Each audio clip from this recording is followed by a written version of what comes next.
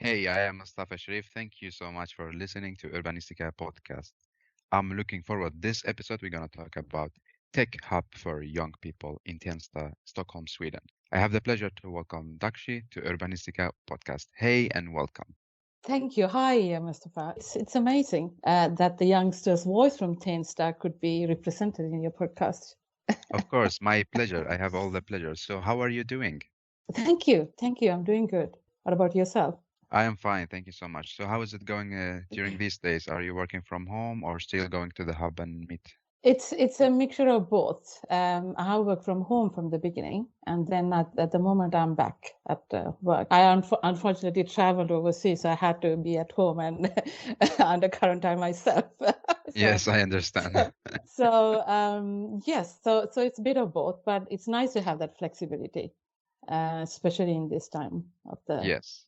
So, how would you like to introduce yourself? And please tell us, what are you passionate about? Personally, I'm very interested in performing arts. I love dancing and all the creative activities. I'm so passionate about the distribution of technology that brings on our day-to-day life, and the blend of intelligent connectivity combined with human behavior is something I'm very curious and interested to follow. Actually, How did it start that were interested in dance and art and then now working with tech? I have worked with startups community in Stockholm a couple of years back. So that's why I took a deep dive into technology. But I think the interest has been there kid because in Sri Lanka, if I go back, I'm from Sri Lanka, by the way, and Sri Lanka has been part of a civil war quite a long time. So we moved around a bit and lived in London a bit and then moved to Sweden a decade ago.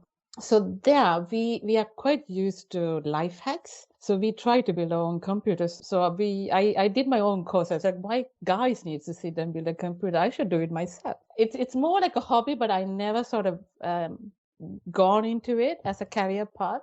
But I kept that hobby sort of continued rest of my life, and then ended up in Tensta with the project. So it's amazing. That's very beautiful journey that led us to Tech Tensta. So tell me, what was the background? It's quite a beautiful story. Oh, the whole idea came from the youngsters in Järva. 2015, Stockholm Stad had the focus of sustainable Stockholm and how to engage kids from Järva into that concept. Youth Commission was formed in 2015 and engaged youngsters from Järva or Tensta in being part of this as their summer job. So the youngsters were given the project to to to see how they will change or contribute to a socially sustainable Stockholm, especially in Järva. So one of the suggestions was TechTensta. So they did interviews with ICT companies in Kista and their fellow students, parents. So when the interview went around with ICT companies, what they said is that we are interested in being part of your life and we are interested in being in touch with you, but we don't have a focal point. We need somewhere to sort of meet you. And at the same time, youngsters are among those generation or among this development or disruption that is taking place as a smart city and other forms of technological development. So they also think that they need a leisure sense that they could go and be part of, especially it lacks in the neighborhood, it lacks at their home at sometimes. So that's how the whole idea came upon. Yeah, and why it was specific in Tensta? Why, let's say, not in other district like in Rinkeby or in Houston? Unfortunately, I don't have a answer for that because this is all done at Stadsledning, it's gone through the governing administration of the city of Stockholm. It could be the social economical disadvantage the neighborhood is in. It's my own guess, and it could be other form of statistics in youngsters education, participation in education level, higher education, and Kista is a town that is very close by, where the tech hub, the huge companies are situated in, but the youngsters doesn't have a clue who those big companies are, which is quite pathetic. So it could be several reasons, in my opinion. And for the listeners, Kista is a place in Sweden which is our Silicon Valley Exactly. in Stockholm. It's all about high tech and very mega big companies and startups. So you saw that there's an big interest between the kids in Tensta and the high tech companies in Kista. So the municipality decided to put them together in one hub, right? Exactly. And Exactly. was the idea is just about meeting or educating? What is the aim of this hub?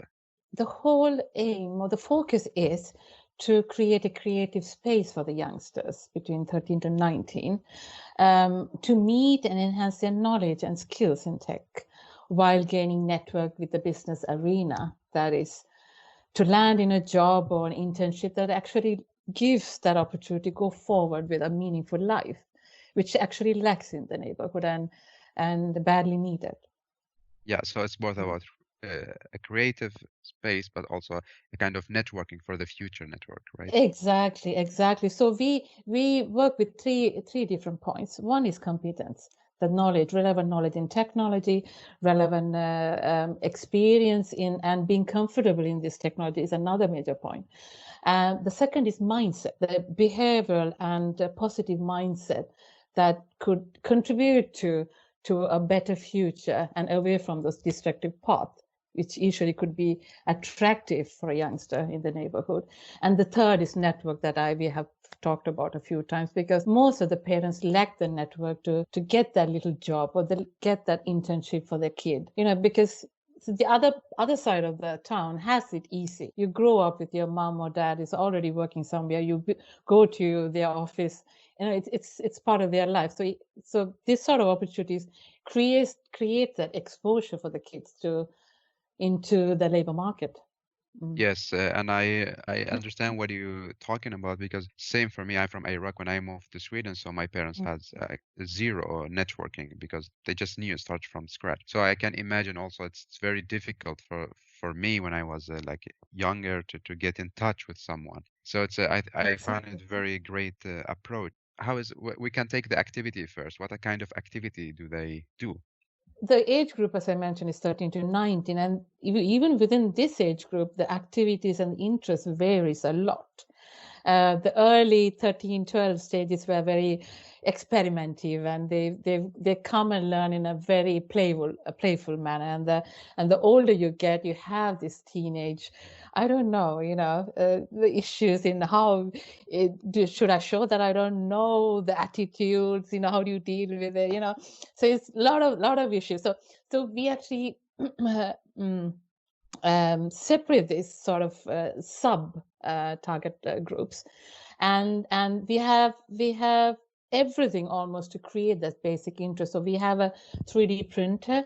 You could actually come and create a small prototype, anything that you want. It's the design and your imagination is your limit. And then we have programming courses where we give out diplomas for the youngsters who would like to take that path in learning different languages. And then we have printers, 3D pen, we have iPads, Mac computers, because it lacks in the neighborhood, so they could actually experiment with these different forms of softwares, different forms of technologies to experiment and learn. And photography, film is very interesting because most of them would love to start their own podcast or their Yes, own yes, YouTube yes. YouTube channels. So cameras, filming, podcasting, mics. So we have everything basic to experiment. That's where we are, experiment and stimulate and increase their interest in these areas. I guess this is what they need, especially in this age, just to experiment and explore Exactly. how things work and what are the possibilities. Exactly. So, Exactly. so you don't need to really to shape their, let's say, future. Just give them the tools and they play with it, And basically. yeah, and we are hoping to shape the future indirectly, of course, but then this should lead them on the right path, hopefully. Yes, and I'm following it on Instagram, and it's very cool with the stories when they draw with the 3D pens, or like they print their eyes will be like, oh wow, this is magic. So it's really cool to follow the stories. Thank you. Because if I go back to my mentioning about life hacks, so these kids actually come and fix their watch Or it could be coloring their own shoes to change it to another form, or it could be that that's the most amazing part, that they are so innovative with their own solution and reusing, and there's no need to sort of end up in those consumative markets where you exploit those resources. So we are there for them and Yes. encourage those aspects in their day-to-day lives. Yeah. Yeah. Are the kids only from Tensta and or from the other suburbs around Tensta? Other suburbs, we have kids from Rinkeby, we have kids from Kista, we have kids from central Stockholm as well, who have friends in Kista or Tensta. And we have even had visitors from London, Malmö, Gothenburg, because this community is strong and it's international. So we sometimes we have several languages going on, not just Swedish, in our venue, just to Yeah. cater to those different. Because summer holidays means they have cousins visiting from different part of the world. Oh, that's wonderful. And tell me, is it only, let's say, what do you call it, boys that attending the hub? Because when I was studying engineering and architecture, when I look at the IT section, only males in the engineers, only guys. I'm wondering, is it the same when it comes to kids? It is, unfortunately, but that challenge is there from 0 to 100 as in age and even startups and even in all levels. So my challenge when I started the project at the beginning is how to encourage this equal participation. Because when you open up leisure centers, it's usually the guys who actually occupy. If I may say so, they actually come, they chill, and they own the space. Which is good that they feel comfortable to come and own, but they don't realize this actually takes away that familiarity or that relaxation aspect from girls to come and mingle and have that equally owned by themselves. At the same time, we have another layer of technology coming, not just a leisure center, but a technology aspect where girls grow up thinking that this is nothing for me. It's a guy's thing, and they think that's complicated and it's hard to understand. So that is part of my own passion within that project, is to increase that participation within girls and make them feel comfortable. So being comfortable with technology doesn't mean that you have to be a programmer or you have to be a technician. There are so many routes. So what I try to engage or talk to these youngsters is to say that you want to be a lawyer, it doesn't matter. But you might want to know how the technology, how these companies work. You want to be an accountant, it's fine. But then you're going to work with software. You're going to work with this. If you learn yourself now, you have that edge when you go to the labor market to get a job or be comfortable and be creative. So making technology as comfortable, as easy as possible, or accessible as possible, is a major challenge, and we're working on it. And what I see from this age group that we are dealing with is that it's easier with the girls between the age of 10, 13, 14, because they are curious, and schools have introduced programming in their structures, and then they don't have those judgments, so they haven't developed those, how do you say, The boxes, they put themselves in boxes. Exactly. Moral. They haven't fostered that yet, which means that it's refreshing for them to come, and they help each other. They are very open, they're playful. So that group I'm not worried about, because all we have to do is just come and explore and break things, just learn and break things. But it's the other group that we are trying to sort of encourage. So what we did to the elder generation, or the 15 to 19 girls, is to bring them into the location. And we don't talk about technology. What we do is we talk about their interest in life, their challenges in life. So technology is in the background. The priority is given to stories. So what I did was I brought female leaders, female from Järva, who they could actually relate to come and talk. So it could be an entrepreneur, it could be a student who is in high school, who could be a teacher, those day-to-day models, to come and share their stories from their neighborhood, their stories in Järva, and then how did they end up there, where they are now. And these sort of discussions create interesting challenges, and girls feel relaxed to expose and ask and learn. And then at the end of the discussion, and then we have this bling bling on the side with VR, VR and Yeah, 3D. Oh, do you want to try that? Oh, let's go yeah, to. Do you want to do this, or do you want to do a necklace? Oh, or henna, tattoo. Do you want to design that and do a henna tattoo on your hands? So you adapt those, and then you bring it on a more subtle manner than say, here you go, you sit and yeah. do that. It'd be too much at the. I like it so much, the tactic that you use, because it's not everything about the tech, even if you're at a hub for tech. That I believe it's more exactly how you mentioned. It's more about the social, how the people feel. And after that, we approach the tech to learn. So I found it very interesting, and also interesting that you told that you don't need to be a programmer. I mean, you don't need to learn. Technology doesn't mean that you need to be a programmer or a Yeah, yeah. technician. Those hardcore, that's what the mind is set on for youngsters and the generation, several generations. Yeah, because what I wanted to, my point was, is now when we work with urban planning and urban development, we don't have really so much this wide image about what is tech, people working with tech, and we are not in that place to explore and understand. So that's why I also started this podcast, to understand what's going on in the city, and especially when it comes to tech, because when we say a smart city, we need to understand what is tech and how can we deal with tech. Do we really need to be a programmer or software developer? Or no, we can be an urban planner, but at the same time understand how tech works. Exactly. Exactly. That needs to be talked of and discussed more, and spreaded more. It's very critical for a smart city to Yes. have that understanding. Yeah.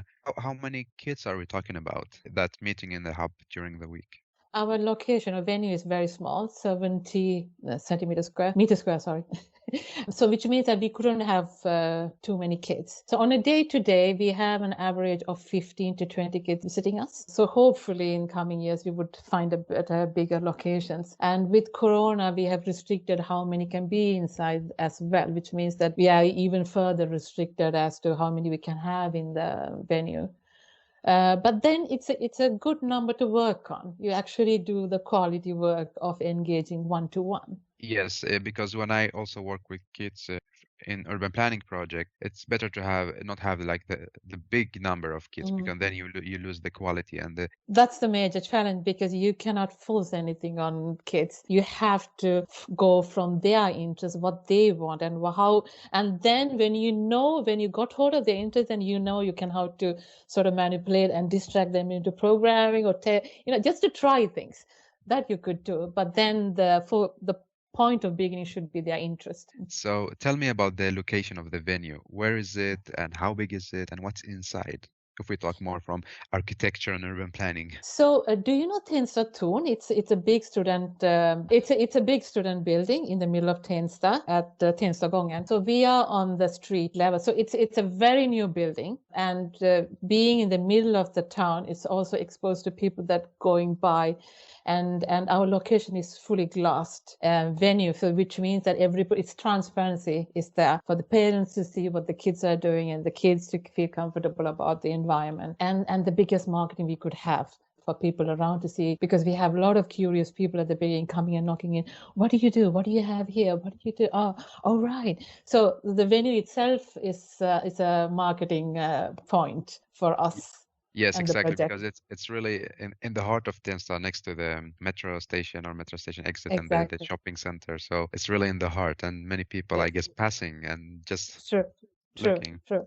Do you get a lot of adults people questioning, oh, what are you doing? At the beginning, yes. And now it seems like everybody, so more or less everybody in the neighborhood and around know about us. And we have been on the newspapers as well, which encourages, sort of expands our work. Yes, at the beginning, we have had a lot of parents, a lot of adults who are interested to see why we are doing this, what's the purpose of it, and the questions as to how we are going to continue this in the future, because it's critical for the neighbors, the citizens, to know that this is something good, and this is something that's going to last, and this is something they would like to send their kids to. So I'm glad we were there to answer and give that confidence and that trust, because what I think is trust is extremely important in social innovative projects and social projects in a whole to engage, because these are kids we are dealing with, which means that you need to have the confidence and the trust of their parents to send their kids to us to learn and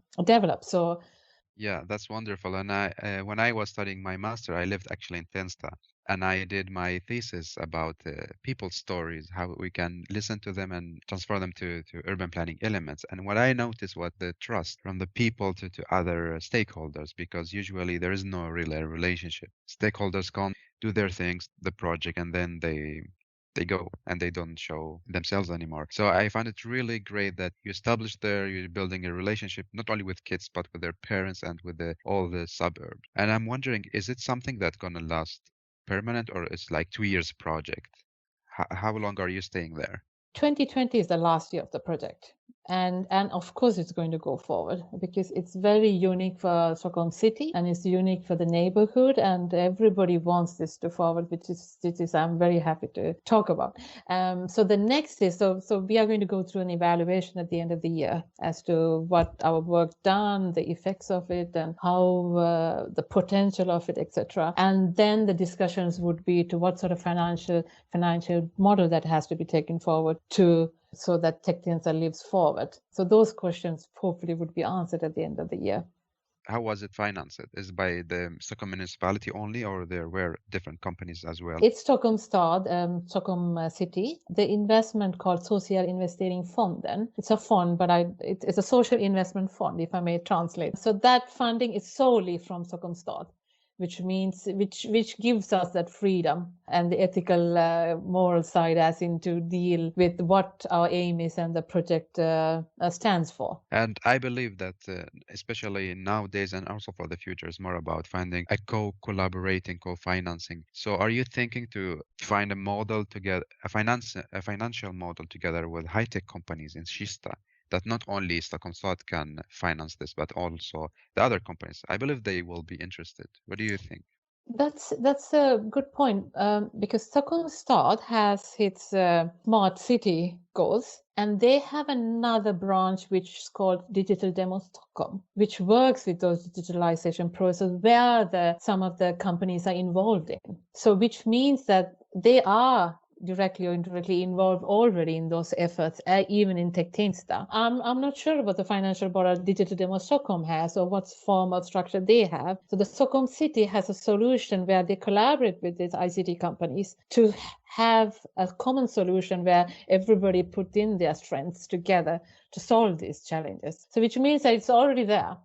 And TechTensta is already part of Digital Demo Stockholm, which is an advantage for us. So you mentioned about networking between the kids and the other companies. So how is it working, the relationship between them? Do they visit, the expert visit the kids in TechTensta, or the other side that the kids goes to the companies? It's a model that combines both. We have mentorship programs with the ICT companies where the kids and a mentor meet and they visit the company where they get exposed to the different career paths they can have in companies. And then of course the companies also visit us where we have workshops. We have had competitions, photo competitions called Mina Kvarter. So where the companies involved in coming and conducting workshops as to how the pictures should look, and then the winners actually won sponsored products by companies. So we have that both ways because it's important for the companies to visit kids in their own neighborhood and understand if they are going to work with these kids in the long term. And it's important for the kids on the other side to go out of their comfort zone to these ICT companies or in the business areas to expose and learn from the other part of life in their they are going to face in the future. And how is the relationship between TechTensta and schools?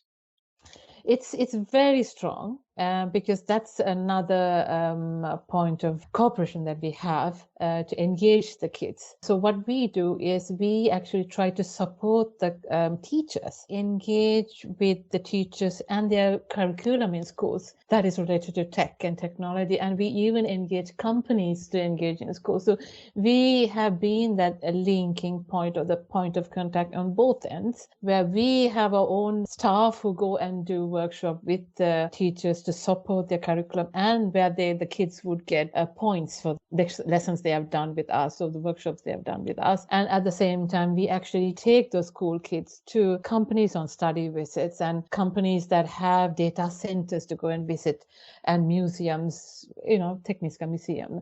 To everything that goes into tech, we involve the kids from schools as well as in the evenings through our leisure centers. Yeah, I imagine it's so much fun for the kids. It is. It is. You wouldn't imagine how much I miss having that sort of leisure center in my neighborhood. But that's wonderful. That's wonderful. Tell me, what social values does Tech Tensta create? That question is quite deep because our focus is to create that future, that positive relation to their future and to their career path. So the value that I hope that we are creating is a meaningful existence, meaningful activities that inspire and increase their interest in creating a meaningful future for themselves. So it gives an immense pleasure and confidence, self-confidence for the kids to feel that actually I could do this. I could actually create a 3D model out of my 3D. I could actually program and hopefully game at the end of my programming lesson. Or I could actually sit and do my own necklace or to a 3D printer.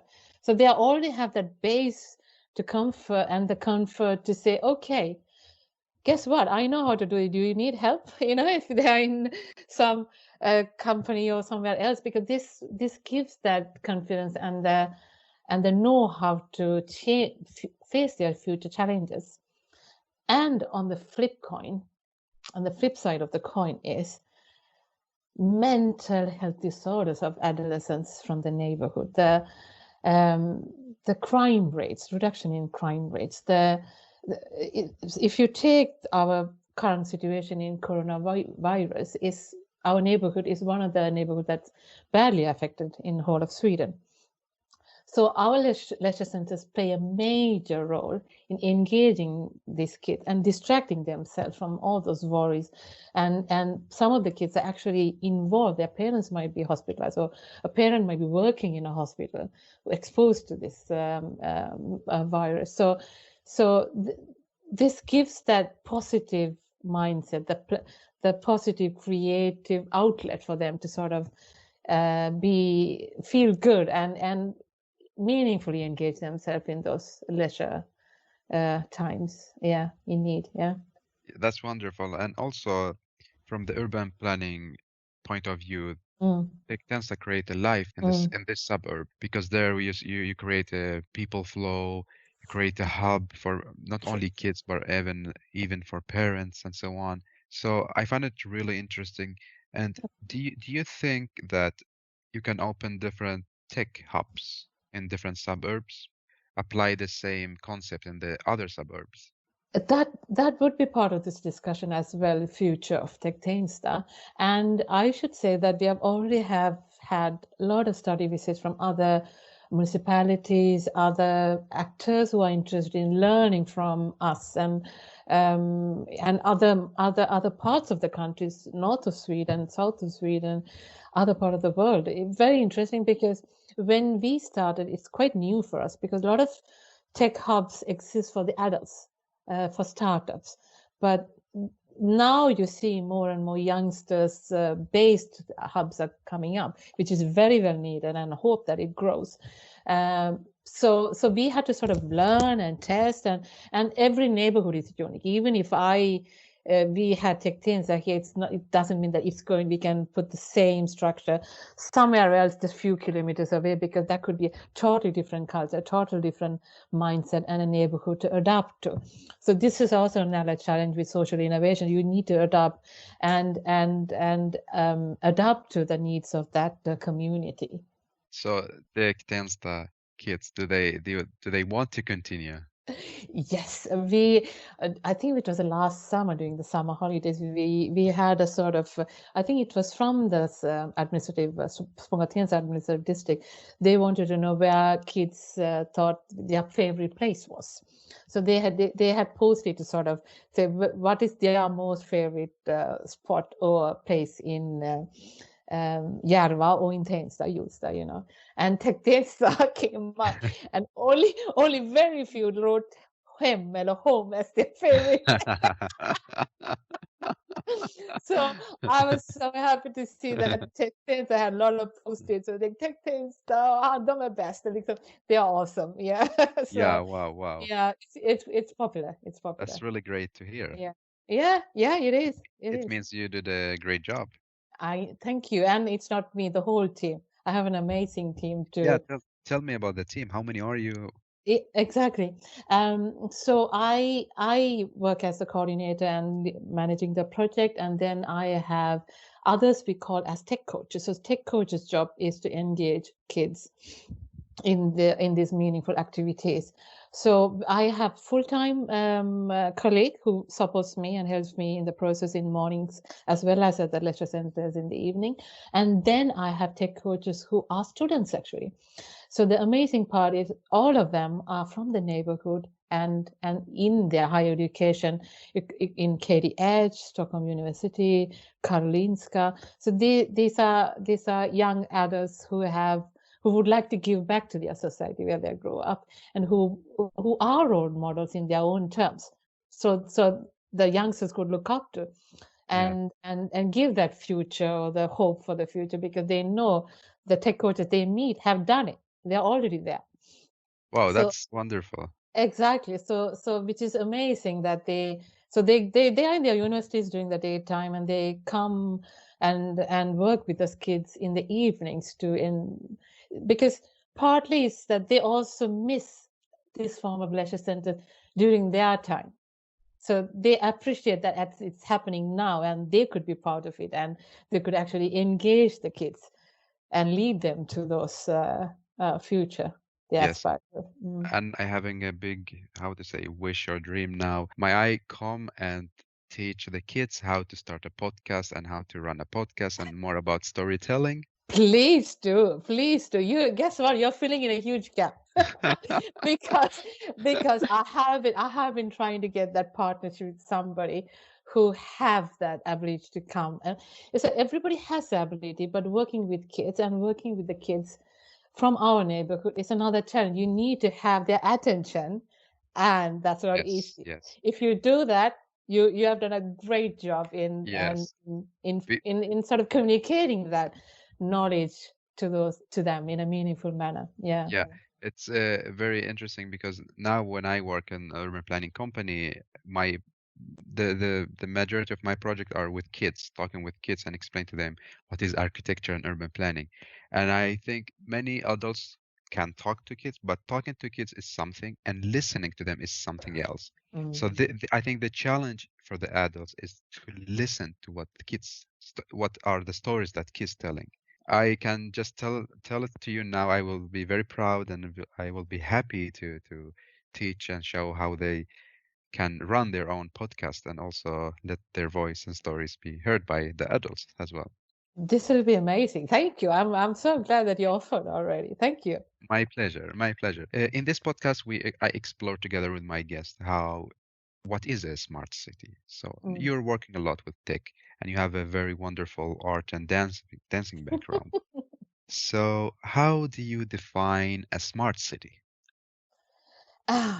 For me, so I have this science fictional expectations of smart city, driverless cars, and mobility and convenience that you just don't have to move a lot. I don't know. Jokes apart. I think the smart city should be holistic, and when holistic is a huge frame of work to sort of work on. From where I'm working, and if I'm relating my Tech Tensta project into this, I think a smart city should be a city that encourages and engages all parts of the society in their move or in their process in automation and process in being smart. Because one core part of the smart city is mass adaptation.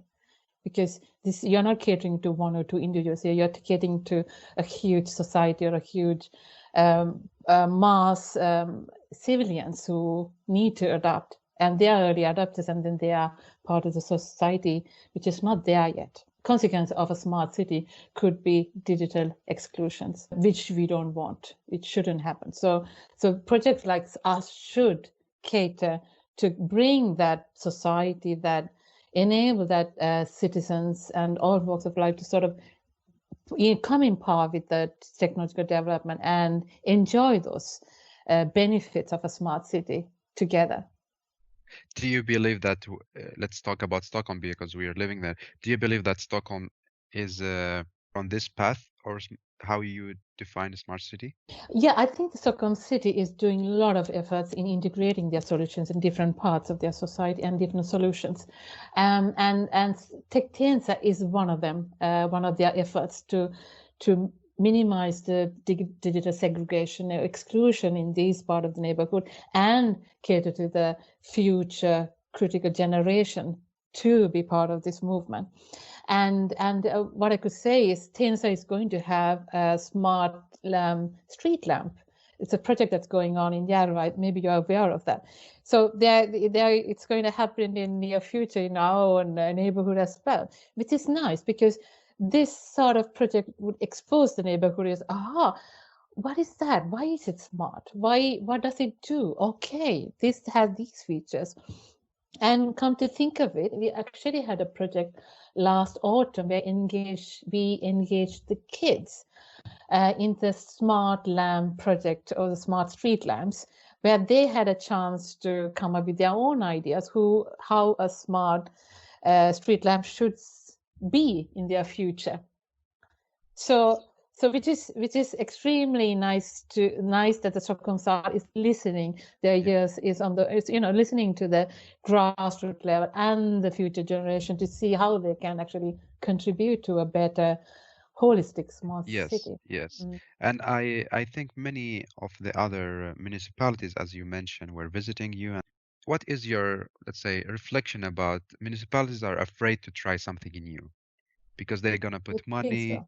Yeah. So what is your message to them? Because TechTensta is something new and something like it's a pilot project. You didn't know it's gonna get so successful or just fail. So how much important is it to just try and be brave to try things and experiment things? Thank you that you say that. Trying and failing is quite important because you learn from that. And I learned from that from startups, my exposure to startups and dare to experiment is it's a culture. It's a culture that you need to have in your municipality or in your team, because innovation needs that to survive.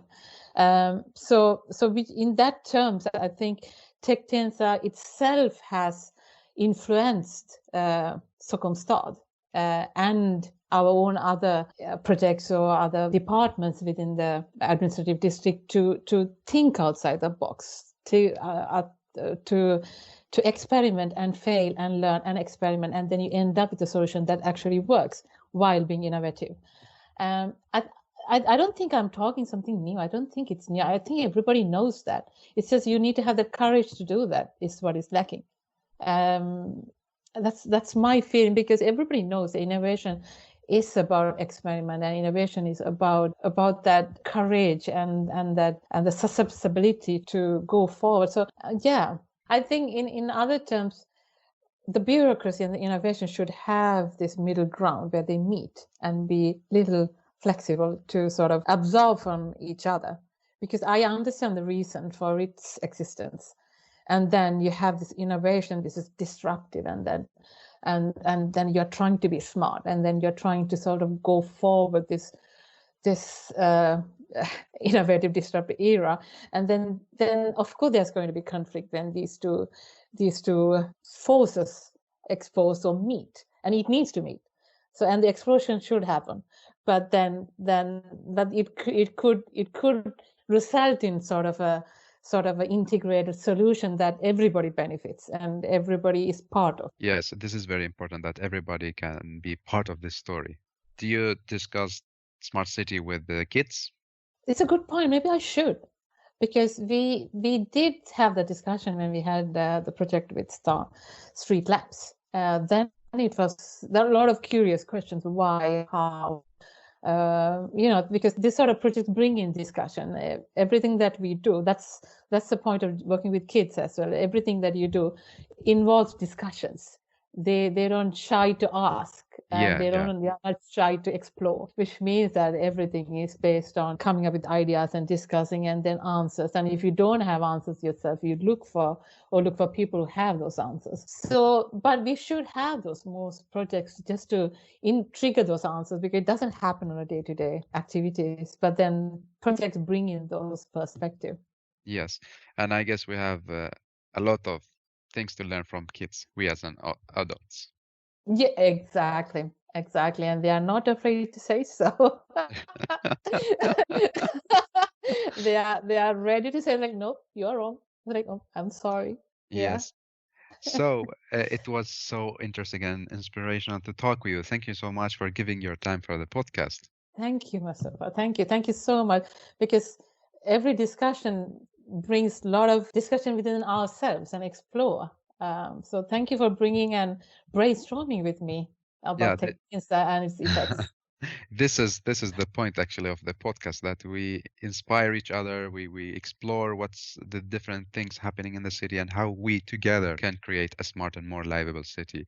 How would you like to summarize what we talked about and some of your reflection and 3 takeaway messages for the listeners? If I may ask you, what do you think your 3 takeaway messages? My 3 takeaway messages? Yeah, from this 3 takeaways and from this discussion you have had. Well, the first one is going to be for the municipalities, that they shouldn't be afraid to try and experiment new things. That it might work, it might not work, but at least you tried. And usually things always turn in a good way. I never saw a project that failed hard and municipality were so much shamed about it when it comes to engagement. There's a community engagement. So a community engagement project always wins. This is my first takeaway message. The second is that we should really put together the professionals, the different stakeholders already in touch with kids, because instead of letting them suffering when they graduate from university, but already now showing them the world and explaining to them what are the different paths so they can choose, or at least experiment or explore. Third takeaway message is that now I could add that digital exclusion, I would say, and the importance of youngsters being part of those smart solutions from the beginning, because that integration should happen in the whole process, not at the start and then you leave it, or not at launch where you're trying to spread. It should be on all levels. But might be my third point, but rightly said, I'm totally with you in the first 2 points. Yeah. Thank you for listening. You have done a good job listening. Okay, you're the first guest that's running away from this question. But this doesn't mean that you're gonna run away from the 3 hashtags. You need to give me 3 hashtags. Yes. Social innovations, transparency, TechTensta. You want another one? Or is it fine with TechTensta? No, yeah, of course it's fine. Of course it's fine. So what is going to be your next step on the personal level?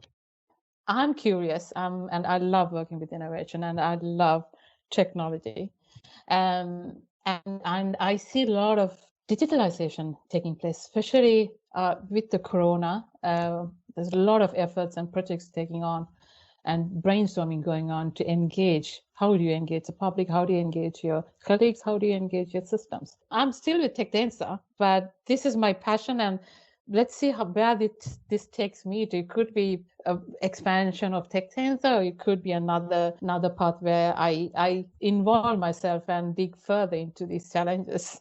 Yes. I don't know. Yeah, interesting journey. Thank you. I wish you all the good luck and hopefully see you in Stockholm. Thank you. And hopefully see you in TechTensta when you do the podcasting Of workshop. course, Okay. of course, my pleasure. Thank you so much again, and thank you for giving your time for the podcast. Pleasure is mine. Thanks, Mustafa. Thank you so much for listening to Urbanistica podcast. Please follow the Instagram account and subscribe the YouTube channel. If you have a great story that makes our city smarter and more livable, please contact me. This podcast is being produced in collaboration with Landskapslaget, landscape and urban design consultant company in Stockholm. Well, I'm Mustafa Sharif. Keep up the good work. Keep loving cities.